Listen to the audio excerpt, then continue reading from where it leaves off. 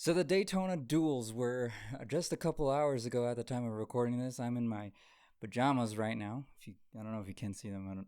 I don't know how the framing is gonna work. Um, and they were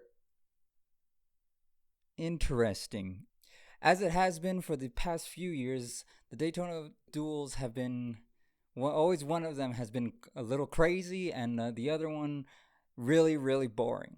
And this year, it was Duel 1 that was the crazy one, with Bubba Wallace getting spun out from the lead because of fucking Austin Dillon, of course, son of a bitch, and Corey LaJoy trying to make it into the Daytona 500 with racing the number 99 for the first time with Jack Roush and Brad Keselowski. Only for it to be Casey Mears fucking plowing through the field on a last lap wreck going into turn 4 out of nowhere. Just coming in there, pedal to the floor, and just praying to God, hopefully he makes it through without plowing into somebody like Ryan Preece did to Kyle Larson at Talladega a couple years ago. And that move paid off. It fucking paid off. Can you believe it?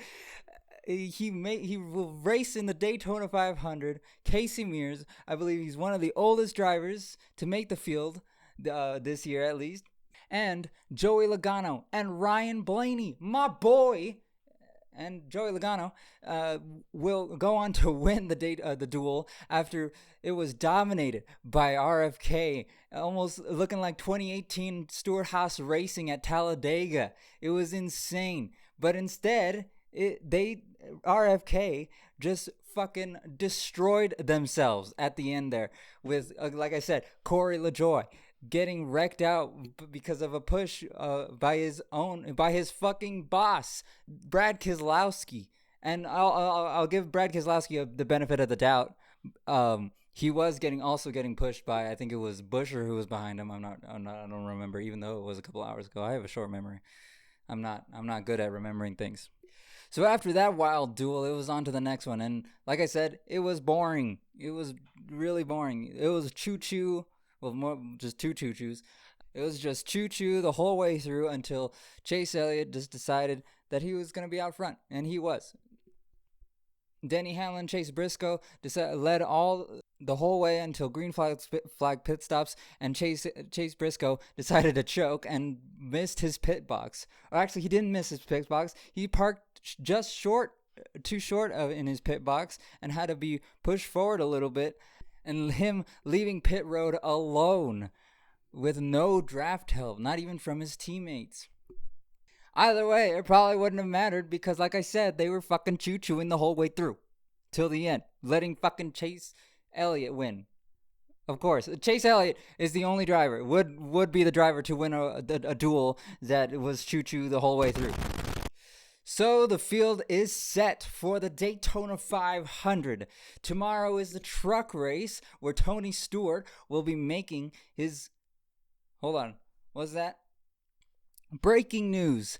I forgot to mention it, but fucking Anthony Alfredo made it in to the Daytona 500, but now I'm being told that he's been disqualified. Plot twist of the century. Not really. It wasn't. Let's be honest. That 62 team has been cursed ever since Parker Retzlaff got fucking disowned by Chevy for pushing Harrison Burton to the win in 2024. And ever since then, the 62 team has not made it into the Daytona 500, to my knowledge. But taking his place will be the fucking Beej, making his first start in the Daytona 500 since I don't know how long. I'm guessing 2023. I really don't know. So now the field is set for the Daytona 500. It's looking to be a very sketchy one, as pushing, according to Joey Logano, has been a very sketchy thing to do this year. Some people are already calling it a wreck fest waiting to happen. Oh, I mean, that's been the past fucking 5 Daytona 500s. Let's be honest. That's been the last every restrictor plate and race in the next gen era. Actually, not even in the next gen era. For the past like 10 years, these races have been wreck fest.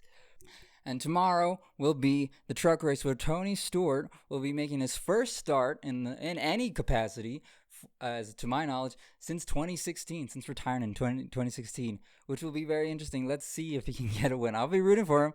I don't think you'll do well. I don't. Let's be honest. Daytona fucking hates Tony Stewart. So we're just gonna have to fucking see what happens next time. It's the Daytona. The field is set, and it's hopefully we don't get that.